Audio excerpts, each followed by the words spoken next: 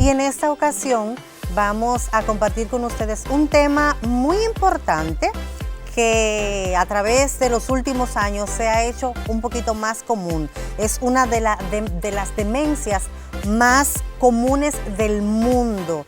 Y para abordar el tema nos acompaña la doctora Ernestina Castro. Antes de entrar en materia, hoy vamos a hablar del Alzheimer. Esto es algo que todavía se está trabajando, lógicamente en países del extranjero. Ya es fácil tomar una muestra y más o menos ver qué proceso, si el paciente va a tener antes la enfermedad o va a tener un porcentaje de tenerla, si algún familiar ya la tuvo, pues yo puedo trabajar a nivel neuropsicológico con esa prevención, diríamos entre comillas, porque prevención no existe, eso es bueno que quede claro.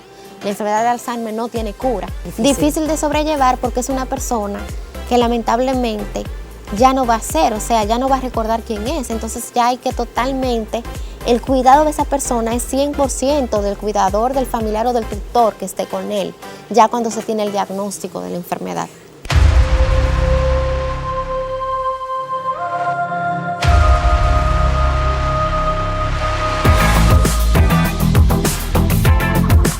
Fundación La Voz de María presenta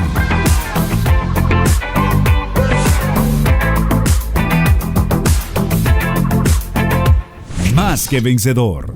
Bienvenidos a Más que Vencedor. Una vez más nos encontramos aquí en esta oportunidad que se nos brinda de poder compartir con ustedes el contenido que siempre preparamos cada semana con la mejor intención de crecer juntos. Y en esta ocasión vamos a compartir con ustedes un tema muy importante que a través de los últimos años se ha hecho un poquito más común. Es una de las demencias más comunes del mundo.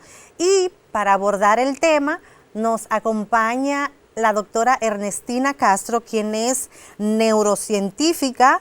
Tengo por aquí que es magíster en neurociencia, licenciada en psicología, magna cum laude, o sea, estamos hablando de que hoy vamos a tener un banquete con una especialista en la materia. También desde el 2018 es miembro de la Carrera Nacional de Investigación de Ciencia, Tecnología e Innovación de la República Dominicana. Ha publicado artículos científicos en área de la neurociencia a nivel internacional. Bienvenida, doctora, qué gusto tenerla con nosotros. Buenas, igualmente, Danauri, para mí un honor nuevamente estar aquí en el programa con ustedes. Qué bueno, para nosotros es un placer y el hecho de poder sacarle el provecho de sus conocimientos, compartirlo con nuestro público.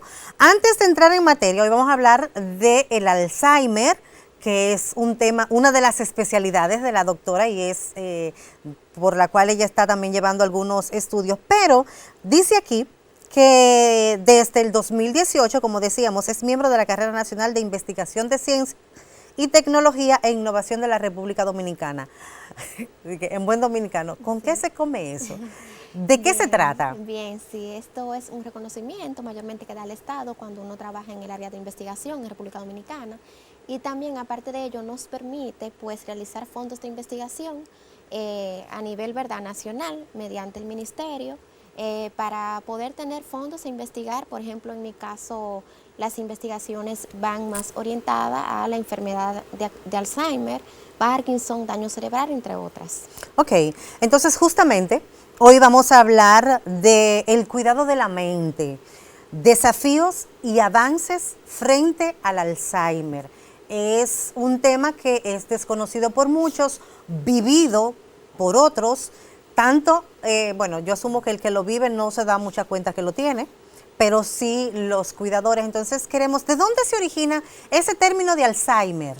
Sí, muy importante. ¿Cómo se descubre esa enfermedad? Señalarlo. Bien, cabe destacar que desde el año 1907, Alois Alzheimer, médico neurólogo, especialista en todas las enfermedades que tienen que ver con el cerebro, pues él estaba trabajando en un asilo y resultó que una paciente de 52 años que él estaba tratando, pues empezó a manifestar diferentes síntomas a nivel mental, por ejemplo, a nivel emocional también agresividad, afectaciones de pérdida de memoria.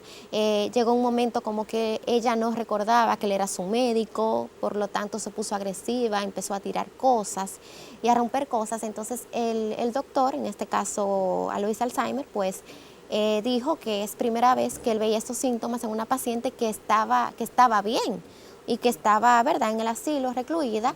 Se da cuenta del síntoma, entonces lamentablemente luego que ella fallece, pues él se queda como con esa duda y empieza a pensar qué pasó, qué enfermedad puede tener, porque no da con ningún síntoma de las que ya yo he tratado. Entonces, cuando ella murió, pues él obtiene un poco de tejido del cerebro, ¿verdad?, para decirlo ya así a nivel general, lo ve en el microscopio y ahí se da cuenta que hay una afectación a nivel cerebral en algunas áreas específicas del cerebro de unas proteínas que son tóxicas que hasta ese momento él no sabía lo que estaba viendo.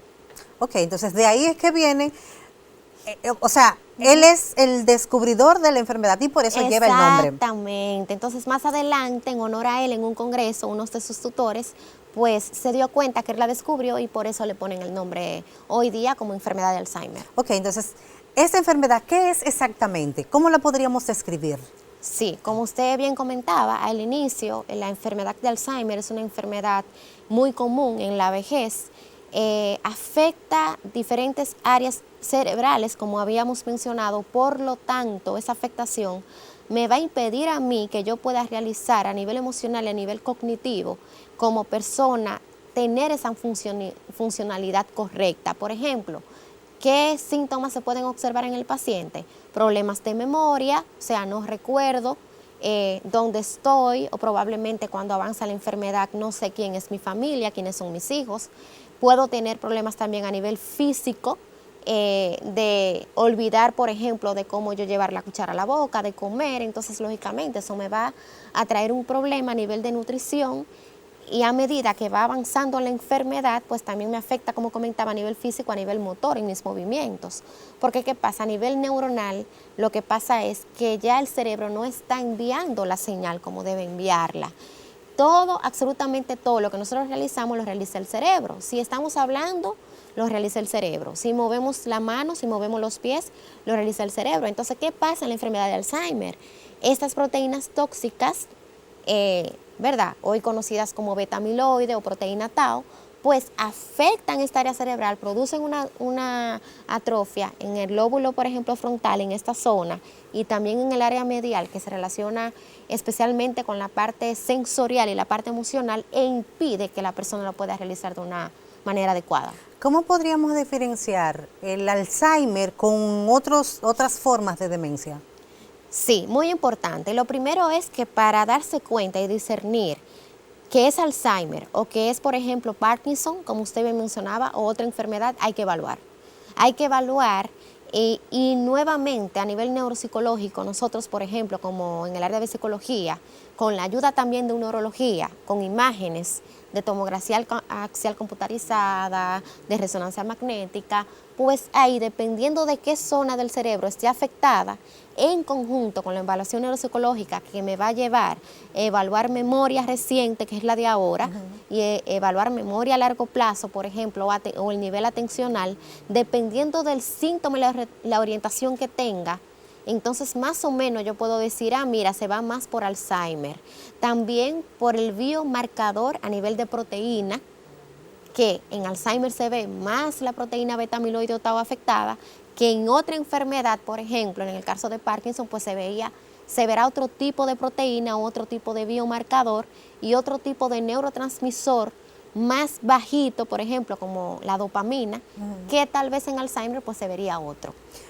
Una cosa, ahora que estamos hablando de vitaminas, de proteínas, he escuchado, ¿verdad? Yo no lo digo, he escuchado de que la falta de vitamina B12 puede producir o propiciar el Alzheimer. Bueno, Hay un detalle en cuanto a eso. Una sola cosa no puede producir una enfermedad. La enfermedad de Alzheimer es una enfermedad multifactorial. ¿Qué significa? Que no solamente me puede ocurrir a mí por un déficit de algún tipo de proteína, cabe destacar, sino que aparte de eso, ahí entra la parte genética y también entra lo que tiene que ver, por ejemplo, en la herencia. Por ejemplo, si yo tuve un padre, un abuelo que tuvo la enfermedad, pues posiblemente pueda tener un gen asociado. Por ejemplo, a nivel de enfermedad familiar, que hay dos tipos, enfermedad de Alzheimer familiar y ambiental, pues ahí se vería la genética. También otros estudios científicos se han orientado más en cuanto a la causa de la enfermedad con pacientes que tienen problemas cardiovasculares o problemas de diabetes. Entonces no es una sola cosa, es multifactorial. Tiene que haber varias cosas a la vez para llegar al posible diagnóstico del paciente de Alzheimer. Puede ser genético y puede ser ambiental. En el caso de ambiental, ¿qué influye? Sí, exactamente. Las investigaciones se orientan en el caso del Alzheimer ambiental, y cabe destacar que también hay un componente genético, que es el APOE4, ¿verdad? El gen encontrado a nivel científico en las últimas investigaciones, que si el circuito del estrés se ve afectado, nosotros tenemos, ¿verdad? Que sí, en nuestro cerebro, diferentes tipos de circuitos a nivel neuronal. Entonces, si yo me veo afectado a nivel de neurotransmisores como el cortisol, que está conocido como el neurotransmisor que se relaciona con el estrés, pues si yo lo aumento, el circuito, mayormente en esta parte de la zona atencional y el lóbulo frontal, que también se relaciona con la memoria reciente, como ya habíamos dicho, la memoria de ahora, que si por ejemplo me dan un número de teléfono, pues yo lo anoto, y tal vez para yo guardarlo en mi memoria a largo plazo necesitaría tener una asociación emocional, pues entonces por ahí iría la cosa, a nivel ya de Alzheimer asociado a lo ambiental. Pero ya en el aspecto que tiene que ver con el familiar, entonces tendría otra connotación, aunque los síntomas son parecidos. Cuando hablamos del Alzheimer ambiental, ¿tiene que ver también por el tema de la edad? Hay más posibilidad de que las personas mayores desarrollen el Alzheimer. Sí, podríamos decir que sí. Realmente la enfermedad de Alzheimer ambiental está más orientada en el adulto mayor a partir de los 65 años de edad aproximadamente, es lo que señala la investigación. Ok, entonces una cosa, hablando de los primeros síntomas, ¿cuáles serían esas señales de alerta de manera específica? Cuestión de que las personas que nos están viendo puedan poner ojo, porque independientemente de que son más propensas las personas mayores a padecerlo por el tema ambiental, pero también por la parte genética puede aparecer más temprano. Entonces, ¿cuáles serían esos síntomas, esas señales de alerta para prestar atención? Sí, importante señalar, la memoria. Según las investigaciones, es uno de los primeros síntomas que se ve afectada, pero no la memoria que se me olvidó la llave, por ejemplo, o que yo dejé algo en la estufa y luego regreso a ver qué fue lo que dejé. No, esos son olvidos determinados que el cerebro realiza cuando yo puedo estar estresado o puedo tener el olvido, ¿verdad? Para yo gestionarme de una manera adecuada como persona. Estamos hablando de un olvido más profundo, de un olvido, por ejemplo, que yo desayuné hoy, por ejemplo, Danaurí, y una persona me pregunte qué yo desayuné y yo no recuerde que yo desayuné hoy, o qué yo comí hoy. O que yo olvide, por ejemplo, los nombres de mis familiares. Son olvidos más profundos. Entonces, a medida que va avanzando la enfermedad, dependiendo del nivel de atrofia que tenga el paciente en estas zonas que habíamos mencionado, relacionadas con la memoria, que una de ellas es el hipocampo, que está también en la parte medial de nuestro cerebro, pues lamentablemente el paciente va a tener más déficit a nivel de memoria, a nivel de atención, a nivel incluso motor del movimiento, porque ya no se están enviando las señales que hay que enviarse en el cerebro. ¿Qué pruebas se utilizan para el tema del diagnóstico? Sí, interesante. Ahí podemos hablar de pruebas a nivel médico, que serían las pruebas neurológicas, que irían más relacionadas a pruebas de imágenes, por ejemplo, resonancia magnética, tomografía axial computarizada, biomarcadores a nivel de sangre y líquido cefalorraquídeo, donde se vería un poco más el nivel de las proteínas que habíamos mencionado, como son la proteína tau y la proteína beta amiloide. Importante señalar eso es a nivel médico.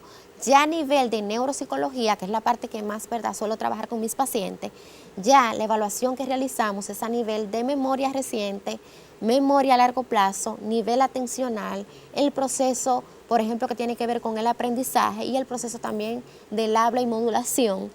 Y recalcar que también medimos la parte emocional, porque hay algunos síntomas, lamentablemente, en el paciente que a medida que avanza la enfermedad le va a afectar el nivel de las emociones a nivel de ansiedad y a nivel de agresión.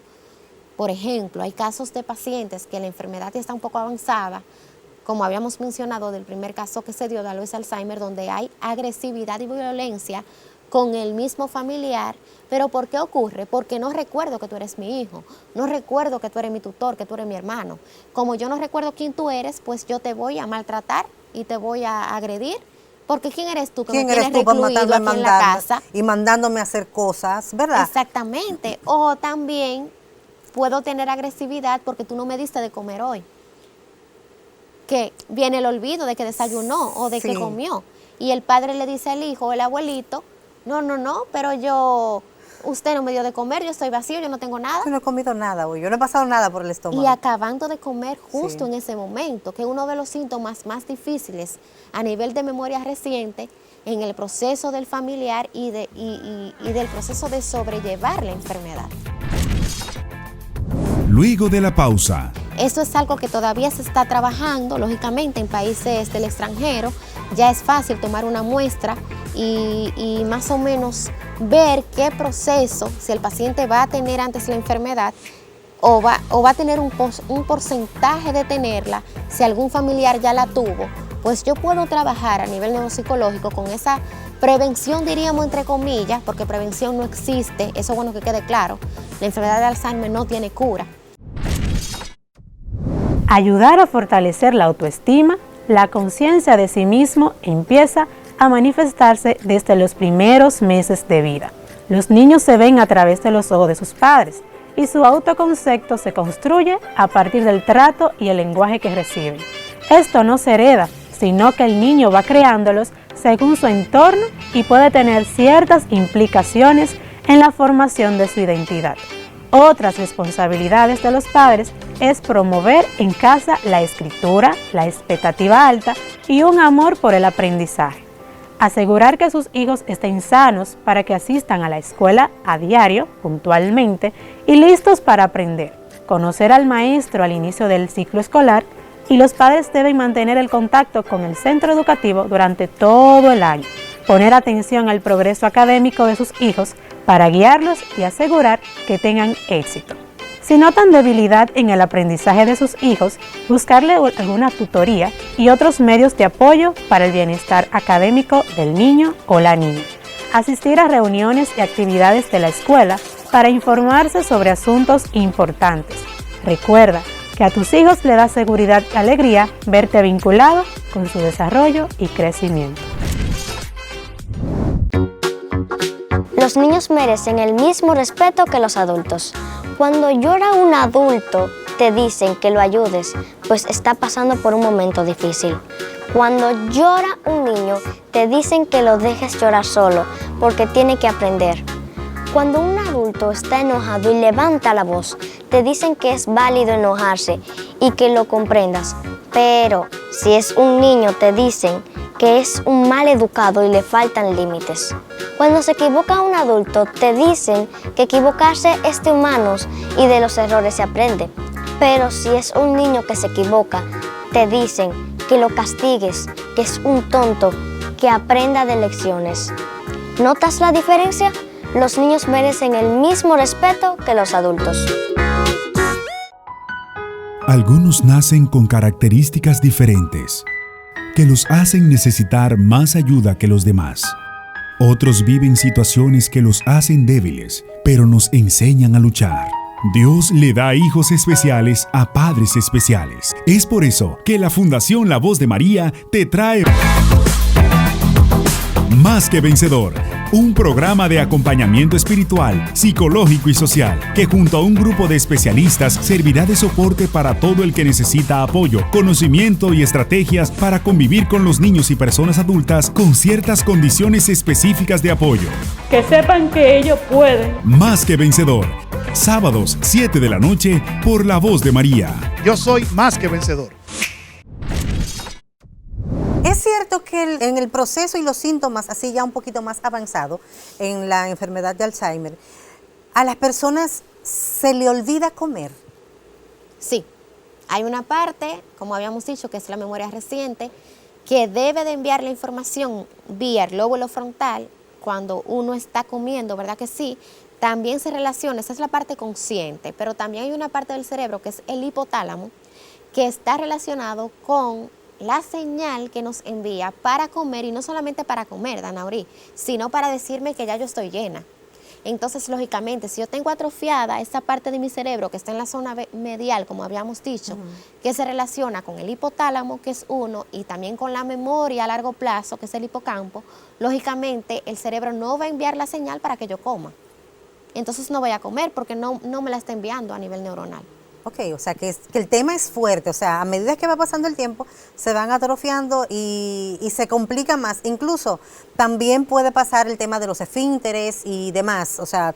Absolutamente todo, empezando por un síntoma muy mínimo de pérdida de memoria hasta el paciente llegar a estar encamado, de no poder moverse de la cama, de no poder realizar, como bien mencionaba, los esfínteres de una manera adecuada, de ir al baño y hacer sus necesidades, o sea, a ese nivel.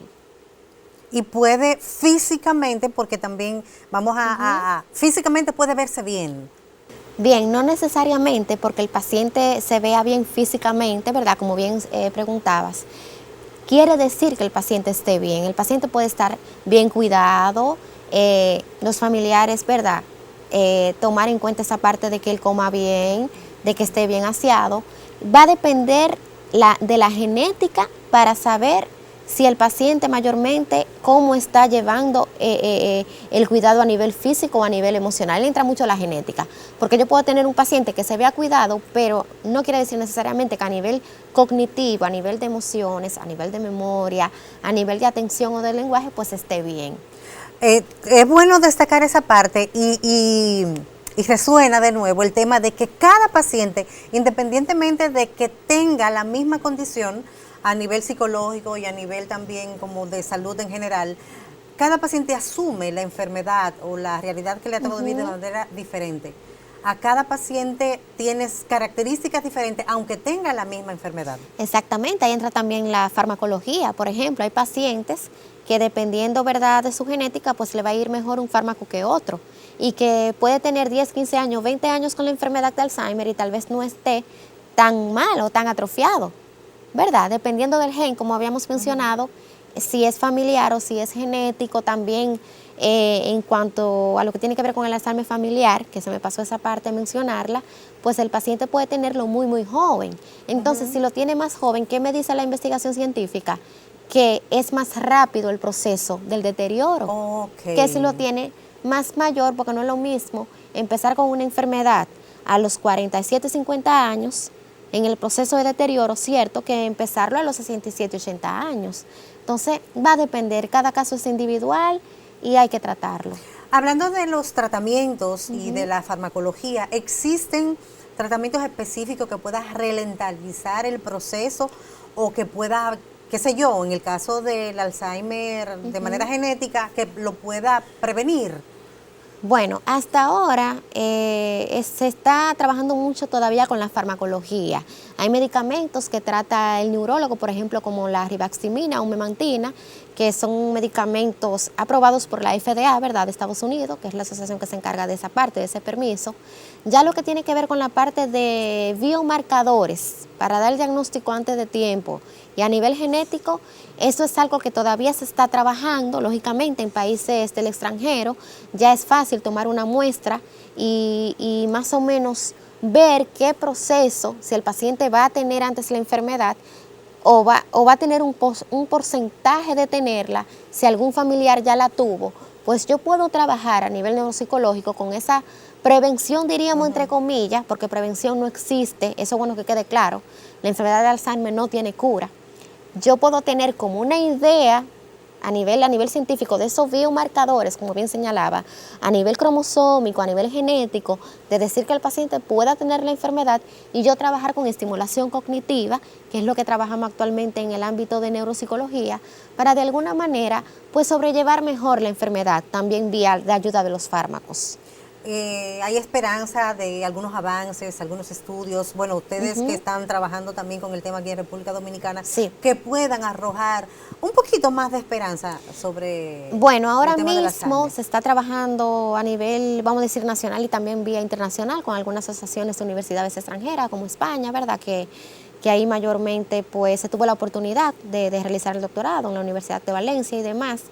Y lo que se está trabajando es más tratar de encontrar un biomarcador, más que nada. ¿Qué significa esto, un biomarcador? Que cuando te llega un paciente a consulta, pues uno pueda, vía la sangre, vía biológica, pues ver el nivel proteico, que habíamos hablado de beta-amiloide, por ejemplo, o proteína tau, qué nivel, si está elevado, si está medio, pues más o menos para tener un diagnóstico de prevención antes, porque las investigaciones nos señalan que 15 años o 20 años antes, pues ya esas proteínas ya están en el cerebro. Okay. También vía imágenes con, como habíamos mencionado, tomografía, axial computarizada, con algunos biomarcadores que se pueden ver incluso. Se está trabajando mucho esa parte también fuera, en el extranjero, en Estados Unidos. Y en estos días, pues en la NAURI que salió esa investigación, esos biomarcadores que ya en algunos hospitales en Estados Unidos pues ya se está trabajando. Okay. De poder ver de qué manera, pues a nivel biológico, uno puede de alguna manera pues retroceder. Pero hasta ahora sí, nada. O sea, hasta ahora científicamente que yo le diga sí porque hay una cura, pues no. O sea, simplemente para la enfermedad de Alzheimer en la actualidad, a ver, lo que yo acabo de entender es un diagnóstico irreversible, no tiene cura, hay tratamientos que garantizan quizás el proceso, de mejorar el proceso, pero no de curarlo. Y en el tema, hablando del proceso, ahí encaja el tema de los cuidadores. Es un tema muy, muy importante y quiero que aquí lo abordemos de una manera consciente y de una manera solidaria. Porque ¿qué papel juegan los cuidadores con la enfermedad de Alzheimer? Muy importante ese tema de los cuidadores realmente, porque la enfermedad de por sí es difícil para el paciente y llega un momento en el cual el paciente lógicamente se olvida de quién es. Recuerden que mayormente la conciencia nuestra está en nuestra memoria. Entonces es importante en los familiares, se hace la recomendación de que mientras más sean en ese proceso se puedan dividir el cuidado bien del paciente, porque si el paciente, por ejemplo, algo tan sencillo como tomarse la medicación en horas determinadas para que a nivel neuronal ese fármaco pueda hacer su función, si el paciente no se lo toma, ya ahí estamos en un retroceso de ese enlentecimiento, de ese posible efecto de ese problema de memoria del paciente, ¿verdad? El cuidado, la higiene, la comida, si comió, si no comió, algo tan fácil como evitar una posible caída, cambiar, por ejemplo, en el baño, si no tienes, por ejemplo, donde la persona agarrarse, ese cuidado de que cuando uno esté ayudando al paciente, ¿verdad? Que sí, asearse, algo tan sencillo, de poner algo en el baño para que él se agarre, para que él se cuide y no pueda tener una caída, porque ya de por sí tiene la afectación de la enfermedad. Algo tan sencillo como mover cosas, muebles, algo de vidrio, que me ha pasado en algún caso con algún paciente, que lamentablemente ha tenido una caída porque los familiares no han estado, por ejemplo, atentos, para no decirlo de una manera, ¿verdad?, negativa, sino que situaciones que se dan, que tal vez no sabían y llegan a mi consulta y no sabían que eso es importante, porque hay un desconocimiento de la enfermedad. Y muchas veces no es porque ellos quieran, es porque hay que explicarlo y explicarle el proceso psicológico y físico que hay en la enfermedad. Luego de la pausa. Difícil de sobrellevar porque es una persona que lamentablemente ya no va a ser, o sea, ya no va a recordar quién es. Entonces ya hay que totalmente, el cuidado de esa persona es 100% del cuidador, del familiar o del tutor que esté con él, ya cuando se tiene el diagnóstico de la enfermedad. Las esperadas vacaciones. No hay que preocuparse. Los niños Aunque a veces somos exigentes en cuanto a lo que queremos, nos encantan las cosas sencillas, sobre todo si se hacen en familia. Ir de excursión a un río, mirar las estrellas y aprender a contar 2 constelaciones, pintar piedras, dormir en una tienda de campaña, aunque se coloque en la galería de la casa. Durante las vacaciones podemos leer un libro en familia, hacer un castillo de arena, escribir un cuento y contar chistes. Las vacaciones son un momento especial para los niños. En este periodo uno despeja la mente, descansa y se toma su tiempo para recuperar las energías. Es un momento de descanso en todos los sentidos. La temporada de vacaciones es genial para que los niños prueben cosas nuevas y practiquen deporte, pero sobre todas las cosas, descansar y jugar, jugar, jugar y jugar.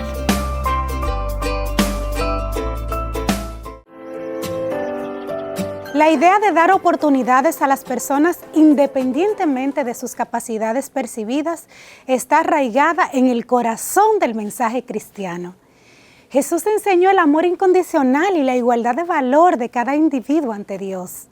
Al dar oportunidades a otro, no solo estamos reflejando el amor de Dios, sino que también estamos reconociendo el potencial único que cada persona posee y cómo pueden contribuir al mundo. La idea de dar oportunidades a las personas, independientemente de sus capacidades percibidas, es un principio fundamental en muchas enseñanzas religiosas y filosóficas, incluida la doctrina cristiana. Esta noción se basa en el concepto de la igualdad intrínseca de todos los seres humanos ante Dios y en el reconocimiento del potencial único que cada individuo posee. En el contexto cristiano, la idea de dar oportunidades a todos se deriva del amor incondicional de Dios y de su deseo de redimir y restaurar a todas las personas. Jesucristo enseñó con palabras y acciones cómo cada individuo, independientemente de su estatus social, género, habilidad o discapacidades, tiene un valor intrínseco y un propósito en el plan de Dios. Al dar oportunidades a las personas, se les brinda la posibilidad de desarrollar y utilizar sus habilidades y talentos para el bien propio y el de los demás. Esto puede incluir oportunidades educativas, laborales, de servicio, comunitario, de liderazgo y de crecimiento espiritual. Al mismo tiempo, dar oportunidades implica reconocer y respetar la dignidad y autonomía de cada individuo, permitiéndoles tomar decisiones y asumir responsabilidades de acuerdo con sus capacidades y circunstancias. El dar oportunidades a las personas también implica superar prejuicios y estereotipos que puedan limitar las expectativas o las oportunidades disponibles para ciertos grupos de personas. En lugar de enfocarse en las limitaciones percibidas de alguien, se debe valorar y nutrir sus fortalezas y potencialidades. Al dar oportunidades a las personas, se fomenta la inclusión, la equidad y el desarrollo integral de la comunidad. Esto refleja el mandamiento central del amor al prójimo y la búsqueda del bienestar común, tal como Jesucristo enseñó a sus seguidores. En las Sagradas Escrituras tenemos ejemplos claros en relación a las oportunidades, que incluso el mismo Señor Jesucristo le brinda a los demás para mostrar o destacar sus capacidades. Recuerden la pesca milagrosa en Lucas 5, 1 al 11. Jesús invitó a Pedro, quien había pescado toda la noche sin éxito, a lanzar sus redes nuevamente. A pesar de las dudas de Pedro debido a su experiencia previa, confió en la palabra de Jesús y obtuvo una pesca abundante. Este pasaje bíblico muestra cómo Jesús dio a Pedro una segunda oportunidad para probar su capacidad y Pedro respondió con fe y obediencia.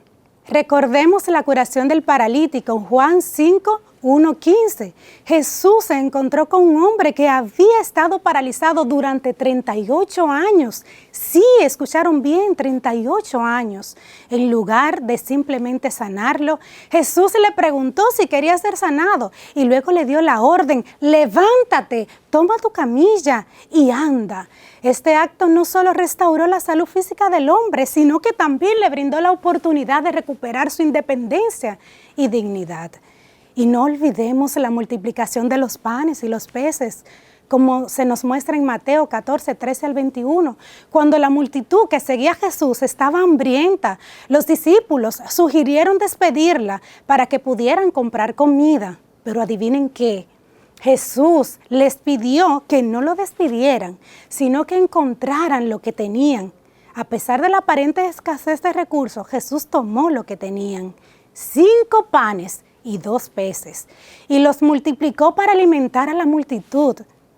Este evento muestra cómo Jesús usó los recursos limitados disponibles para brindar una oportunidad de servicio y provisión a sus seguidores. Estos ejemplos, queridos hermanos, ilustran cómo Jesús brindó oportunidades a las personas para que actuaran con su propio esfuerzo, mostrando así su fe y confianza en Dios.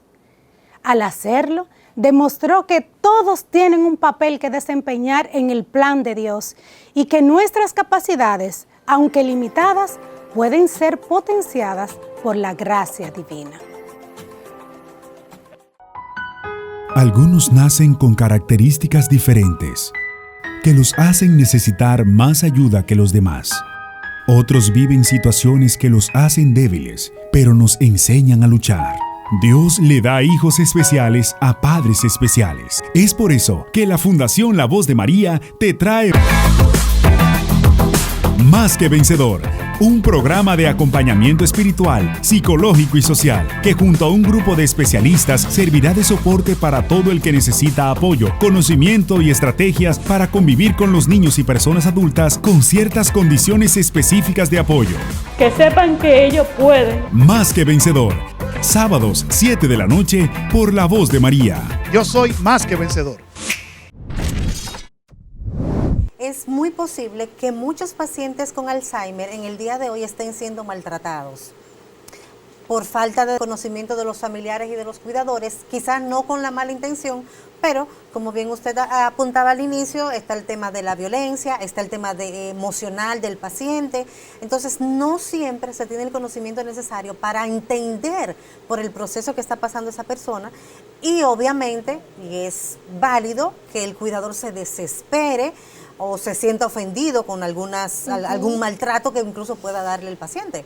Eso es importantísimo. En ese caso ya ahí uno trabaja más con la familia, dando orientación de cómo recibir a nivel conductual estos síntomas que ya de por sí va a tener el paciente o que ya tiene. Es importantísimo porque incluso el cuidador, en algunos casos me ha pasado que es solo uno de la familia, pueden haber 3 hermanos o más, y siempre lo asume uno solo, por X o Y, vamos a suponer porque es la chica de la familia, que mayormente, ¿verdad? A nivel cultural lo sabemos, aquí en Dominicana nosotras llevamos ese peso, muchas veces también porque es la más joven, o lo contrario, ¿verdad? Entonces, eso es importante, de que se pueda en los familiares tener esa orientación, que se pueda conocer esa enfermedad y que no sea para uno solo. Bien, porque el paciente en este caso va a ser el familiar ahora. Se va a cargar, el familiar puede caer con una depresión, puede caer con ansiedad, puede caer con un estrés postraumático, entonces también hay que trabajar el familiar o el tutor que esté cuidando, en este caso, el paciente. También puede tener hernias, puede producir hernias por el tema de la fuerza que hace para la movilización del paciente. Sí. Que imaginemos que el paciente sea un hombre y que le toque ser cuidadora a una mujer, ya ahí las fuerzas no compensan, entonces también puede afectar. Sí, dato importante, ahora que señalas esa parte, llega un momento en el cual, aunque uno no quiera, el paciente lo va a tener que cuidar otra persona que no sea uno como familiar, porque va a llegar un momento ya donde la enfermedad va a estar sumamente avanzada y donde probablemente yo, con las competencias que tengo como familiar, no pueda ayudarle a él de manera adecuada. Bien, entonces en algunas ocasiones esa parte hay que explicarla a los familiares, a los pacientes.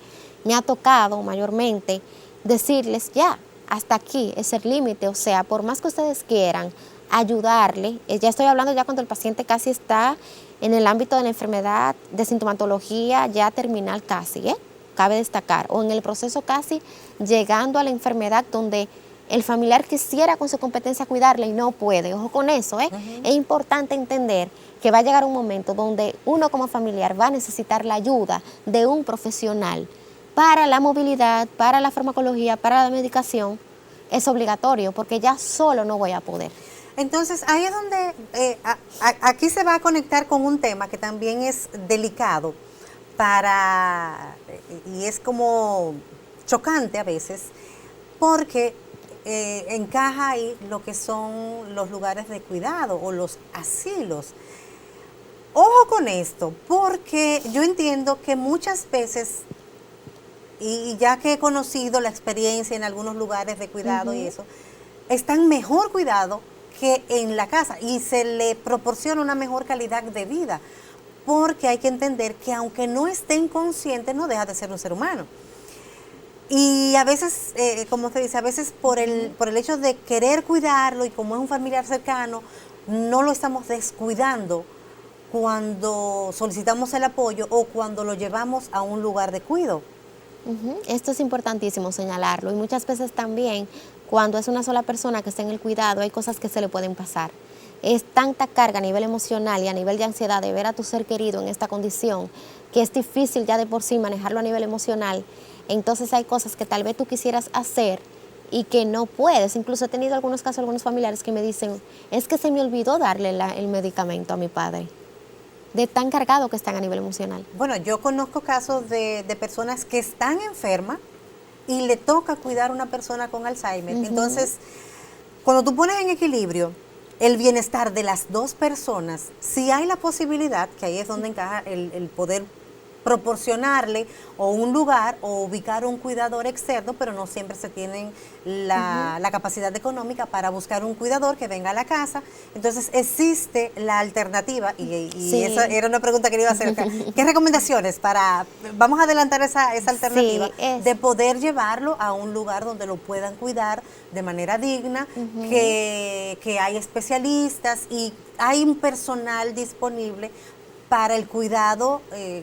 Sí, lo primero es hacer la evaluación a nivel neuropsicológico, es lo que se recomienda. Dependiendo de esa evaluación, tanto a nivel neuropsicológico, a nivel emocional, a nivel también neurológico, que en ese caso ayudan mucho la neurología y los psiquiatras en ese aspecto, para ver en qué nivel está el paciente, para ver si ya ese paciente requiere que lo lleven a un lugar de cuidado. Bien, entonces acá en Dominicana está la Asociación de Alzheimer, que es muy conocida en Santo Domingo, que también dan charlas gratuitas y orientaciones.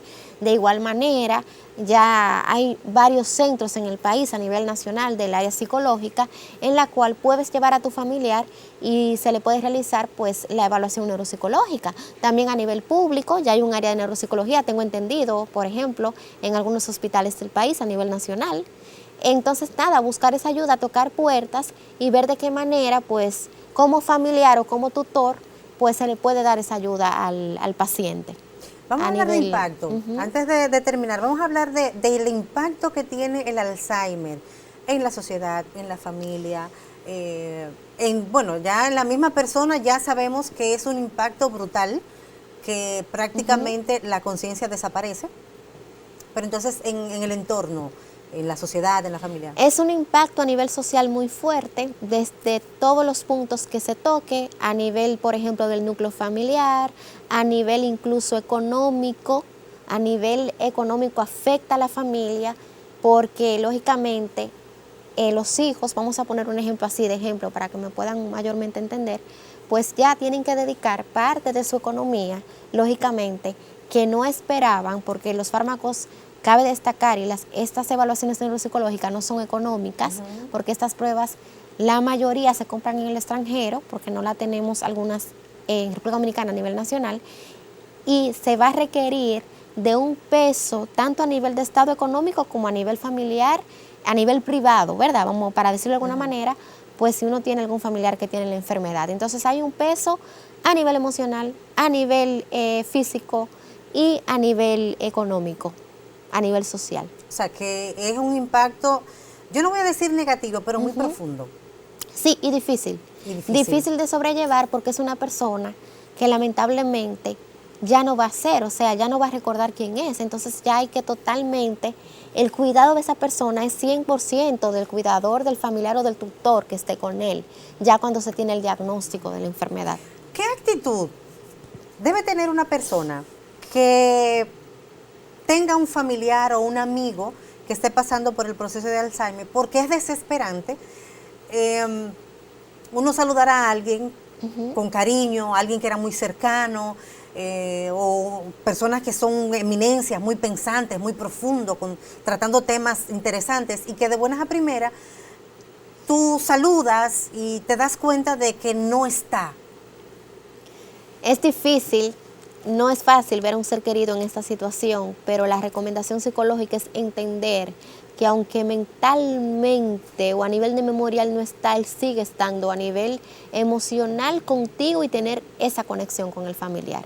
Es mayormente el familiar está pasando por un proceso de duelo. Cabe destacar, duelos no es solamente cuando fallece alguien, ojo con eso a nivel psicológico. Todo proceso de cambio es una adaptación, para mí es un duelo. Entonces, en el duelo está la negación. En ese proceso de duelo, cuando se da el diagnóstico al paciente, el familiar cae en negación porque no quiere, en ese momento, no es porque él no quiere entenderlo, entender que su padre ya no va a estar, por ejemplo, o que su abuelito ya no va a estar. Entonces, hay un proceso psicológico que hay que ir trabajando con el familiar del paciente, donde está la primera etapa de negación, luego viene la ira, a nivel de duelo, estamos hablando a nivel de adaptación, y ya al final viene ese proceso de aceptación de la enfermedad que mi familiar tiene, ¿verdad que sí? Que hay que trabajarse a nivel psicológico y hay que entenderlo, que ya en ese momento lo que queda es honrar a mi familiar de la manera más posible que yo pueda con él, es honrarlo. ¿Con qué? Con una música, con una comida, con un abrazo, con estar con él y entender que va a haber momentos que él pueda volver y pueda recordar tu nombre como hijo, si la enfermedad todavía no está muy terminal o muy avanzada. Bien, entonces esos momentos, apreciarlos, quedarse con esos momentos y seguir hacia adelante. Una cosa, pasa mucho de que el paciente de Alzheimer, uno, hasta un saludo o cómo estás, un tema, y a veces dice cosas obviamente incoherentes. Entonces, ¿cómo reaccionar en ese momento? ¿Seguirle la corriente o hacerle entender que no es, que está equivocado, o que presionarlo? Va a depender en qué estado esté la enfermedad.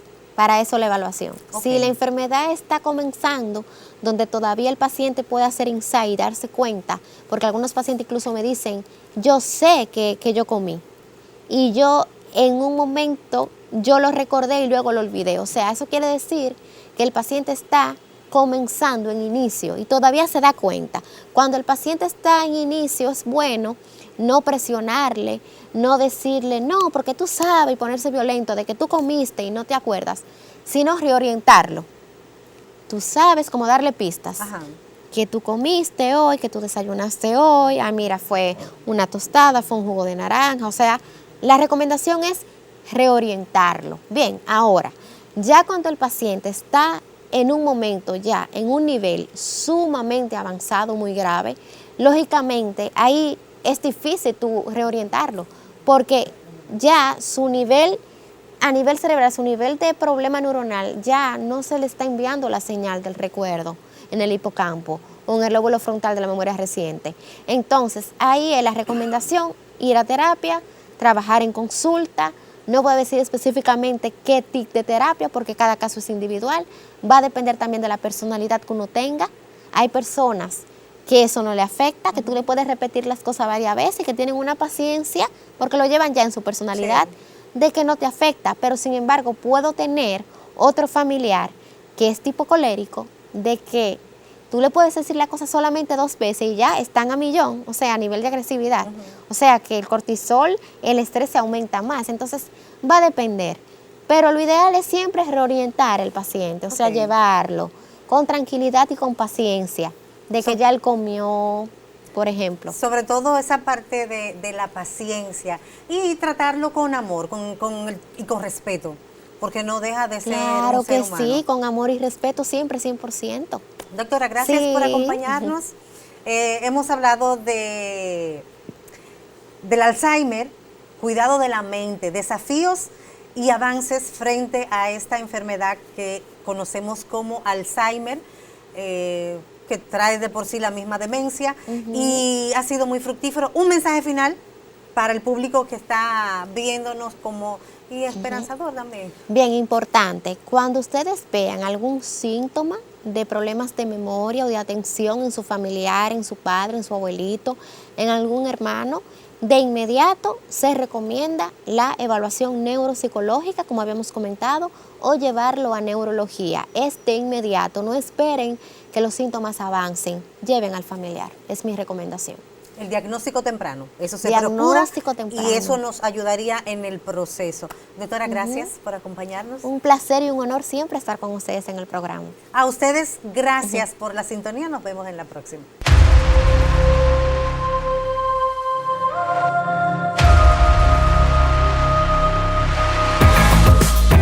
Fundación La Voz de María y el canal La Voz de María presentaron